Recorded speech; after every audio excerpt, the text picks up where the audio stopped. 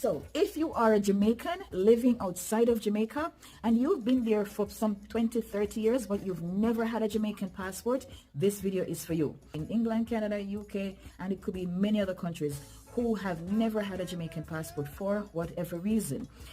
As a Jamaican citizen, no matter where you are in the world, you may apply for a passport.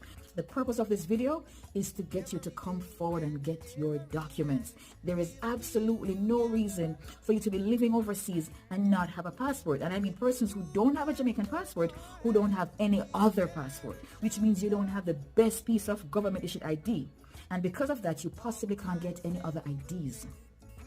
Let us help you get your Jamaican passport for starters. The Jamaican government will give you your Jamaican passport. If you're waiting for a sign to apply for your Jamaican passport and get your life together, this is that sign. I am Gail of 876 Documents. I wish I had a sign.